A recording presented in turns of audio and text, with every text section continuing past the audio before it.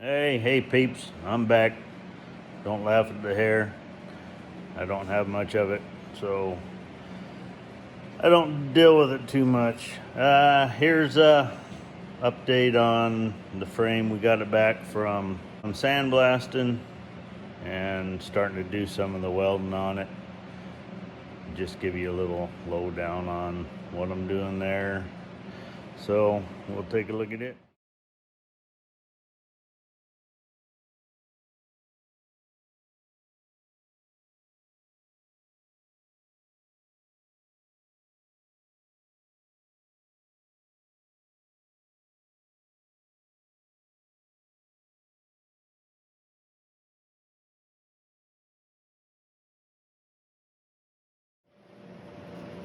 Hey, you got your spring pockets, your perches and stuff.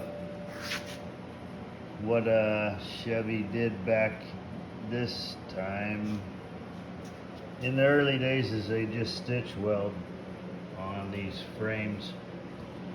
And what they have you do, if you want to get a little extra strength, is come back through, re-weld in the spots that the factory didn't get. Good example of what it is before is like this right here. That's factory. As you can tell, they're not real great welds.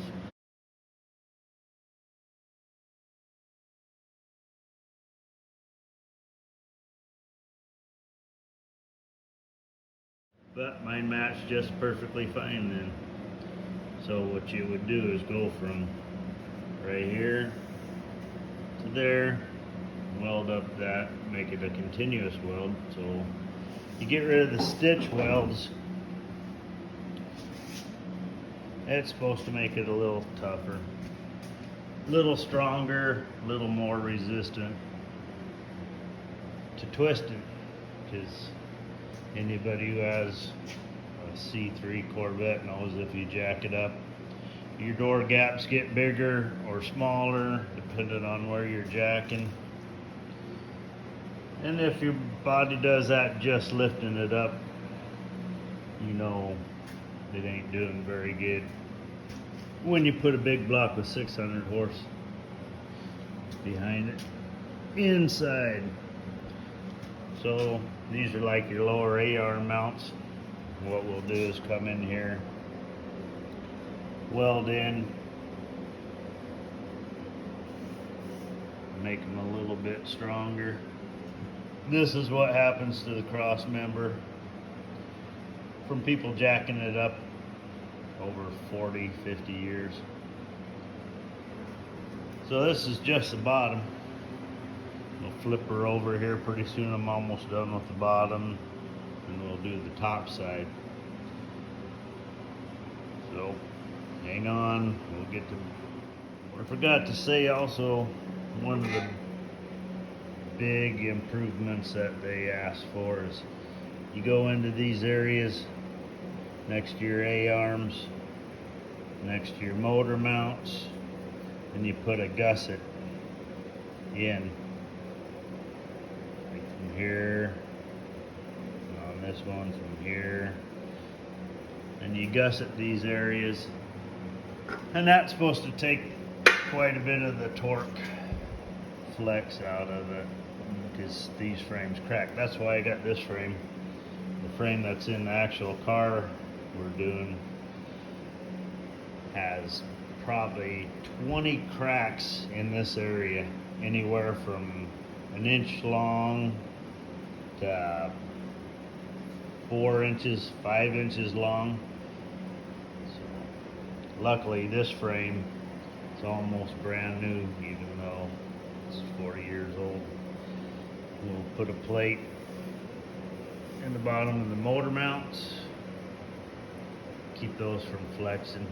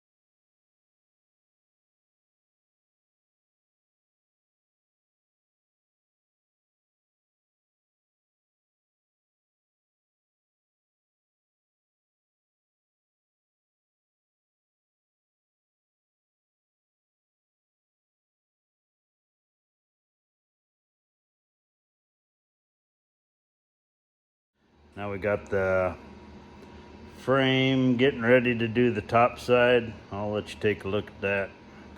As you can see, Ma's car is on the lift. She says she has a rattle. I heard it when she was going out the driveway, but I cannot figure out where in the hell it is. And Midori backed out about 8 feet and got stuck. So that was fun, getting that taken care of. But let's get back to work. All right, this is the top side of the frame. You can see it got a little bit more water coming home wrapped up from the sandblaster than the bottom side did, because we transported it upside down. Some of the things that we got to do on this side is these gussets that are right there, you plate in between just to give it a little extra support so that the upriser from the frame, it doesn't flex. Put in a couple little braces across here in these gussets, add a little strength. Come up here, we got this is where we'll put in some more gussets. This area, same on this side.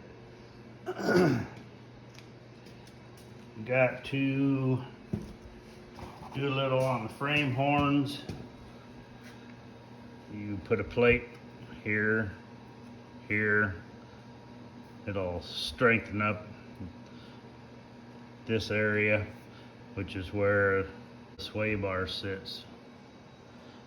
And you got a lot of pressure trying to hold the suspension on one side or the other level to match the suspension, like going around the corner.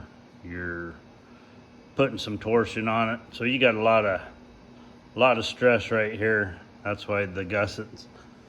Then on the shock towers, we got a plate in this area right here, because the coilovers, they say, add a lot more stress where the top of the coilover sits, the old shock mount. So we'll make a plate. We'll go in here, do that on both sides. We got that steering box hole welded up.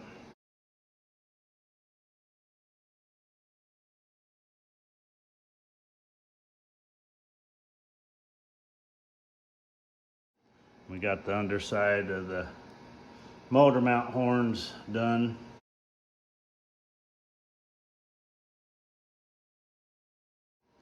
So lots and lots of stitch welding to fix what we can. It's not really fixing, it's just improving a little bit. You can see kind of what we did when it was upside down. Just got to do the same. You can tell what these guys were doing on the assembly line. Weld, drag, weld, drag.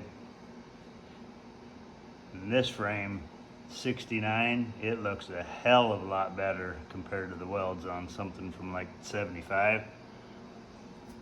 But enough of that BS, let's get back to work.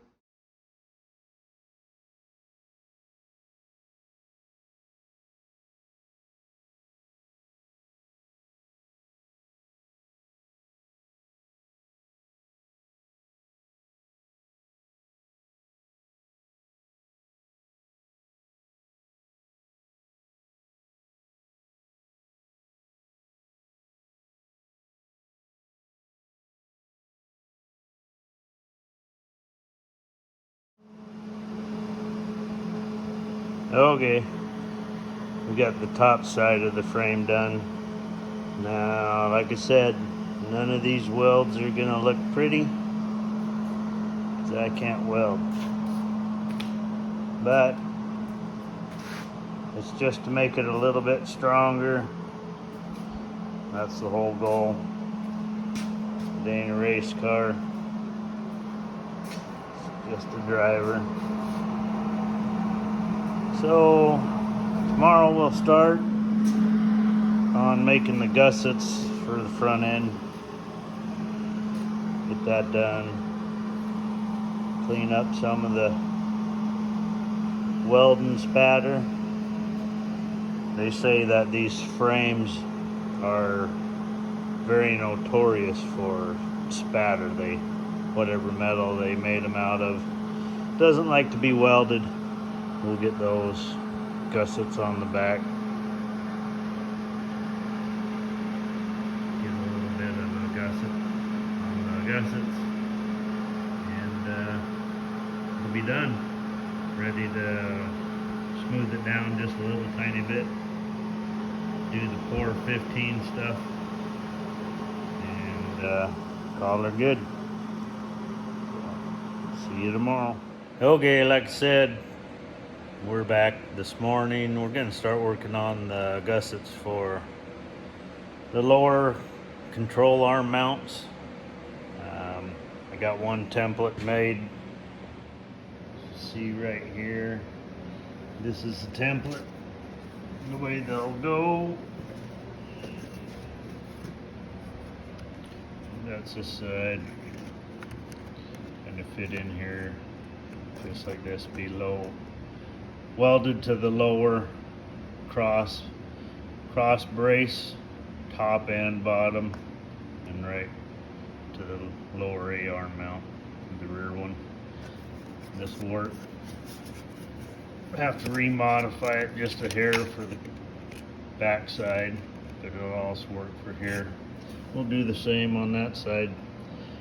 I'll take you along on this journey.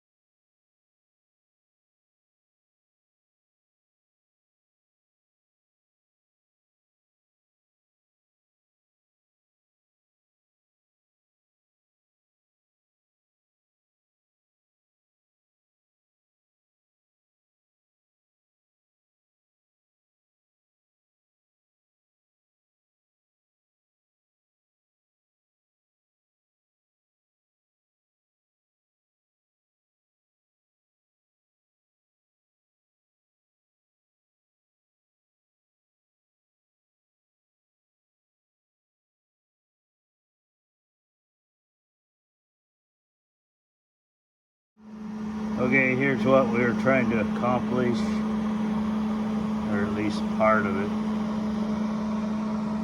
These are just the lower A-arm gussets, rear mount, and we still got to do one over here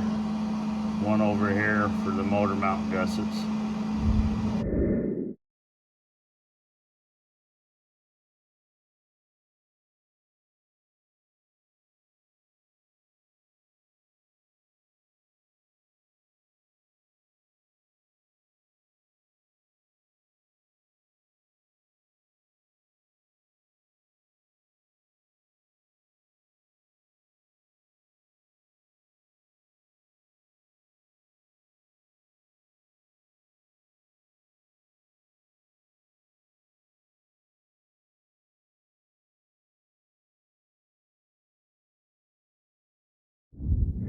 Hey, morning.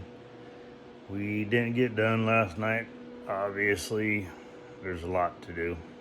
So, gonna grab a cup of coffee, head outside, then to the garage. We got something to take care of outside. Midori, she ain't ever seen the snow before, and she's not liking it. We're gonna grab a cup of coffee and head out. But just so you got an idea where we're at, this is our view that we have to wake up to every morning. You can't really see it, but it's the Pend Oreille River out there. It's not a bad sight to have to drink your coffee to. Don't kill me because I'm filming inside the house, but just a little bit of insight, mostly just family. You'll be watching these anyway, so they already know where we live and everything. We're heading out. Grab our cup of coffee, say hi to Chi Bug, and head outside.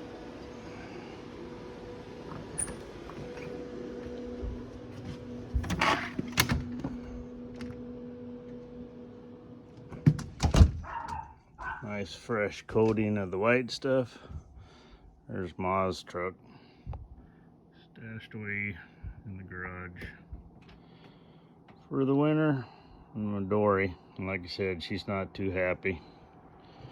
So we gotta clean her off.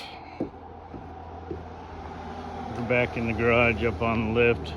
Yesterday was dump day, so we took the old truck. All 5 dogs like to go. Cheech is the smallest, and we got one as big as 160 pounds. So we'll get this back out on the road. We got a pull in the yard after we come back from the dump to keep the dogs from jumping and going out into the road. But we'll get started.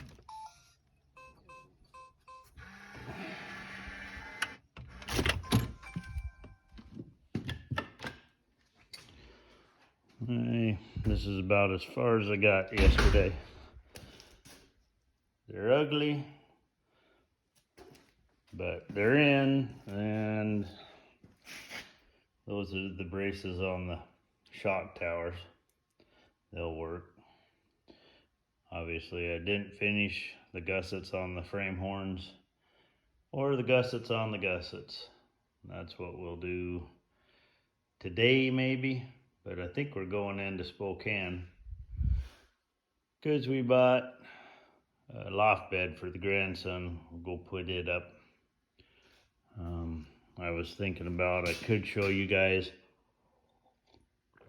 Take a drink of coffee. What we had. These are our heads. They'll be going on. Like I said, all of our Ride Tech stuff. This is what's coming. Dual 4s. And there's the manifold for it. Like I said, we got our hooker side pipes. I didn't show them to you. Real good. They're just ceramic coated. These are just the headers for them. Don't have the tubes yet. We'll get Ma's car out of here. My Dory back up on the lift, and let's go down. I also thought about showing you what we're working on. I talked about it, but haven't really shown you except for a picture.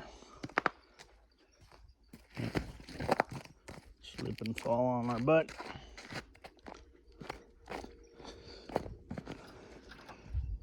Ma's got all the puppies in her wood shed. It's gone from a wood shop to a doggy barn.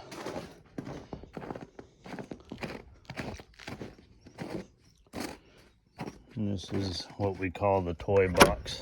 This is where we keep the boat and jet ski, even though we don't use them very much anymore, maybe half hour each year.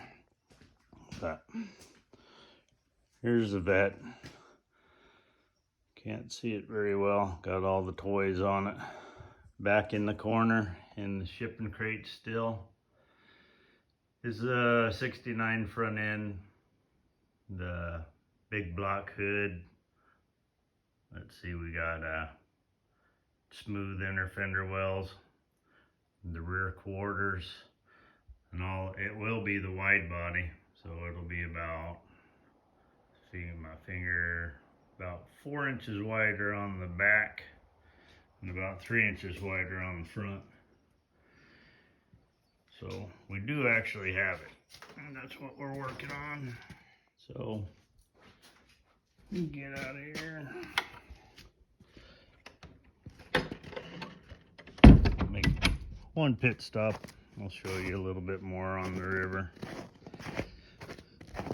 What it looks like during the winter. Plenty of little dog trails around here.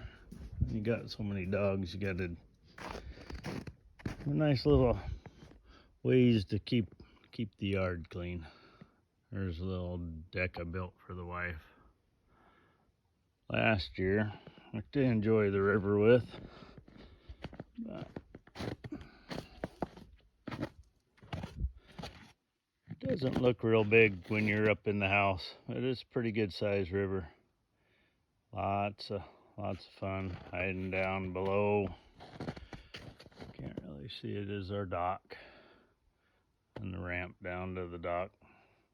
Had to rebuild those stairs last year. They weren't doing too well. So let's head back up. We're gonna go ahead start working on getting my dory back in. Got the truck started. I thought of something I was gonna tell you guys yesterday too, for the people who happen to hit this for wanting to look on C3 stuff, talk about the welds. And I said that this stuff is really prone to spattering the frame material.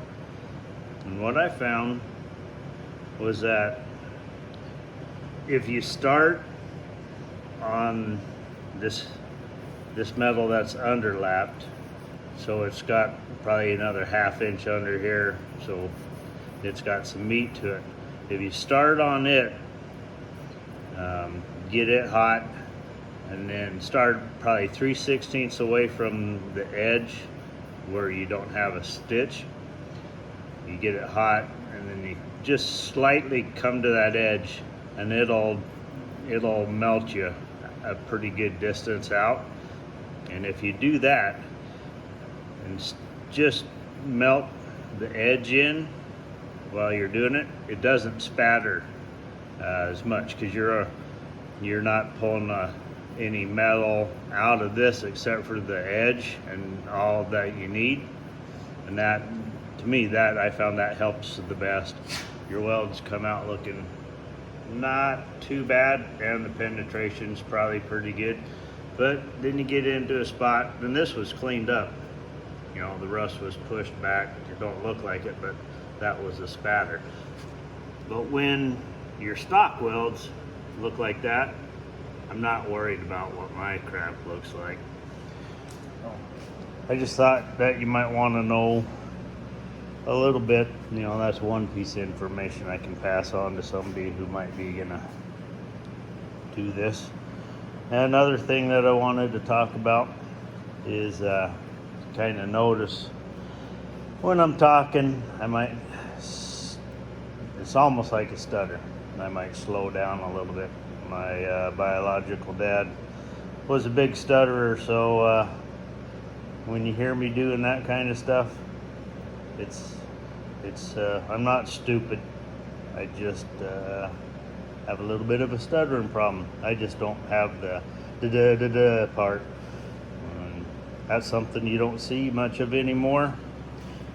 Is since Mel Tillis was passed away, I don't think that I've really heard of anybody that stutters. I'm sure there are, but it's back when I was a kid, it was really common.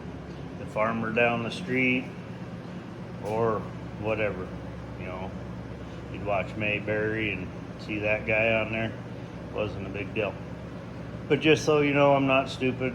I just have a hard time sometimes saying what I want. Besides the fact that my mom was a really great lady, but unfortunately from her I inherited my memory. So I don't have the greatest memory.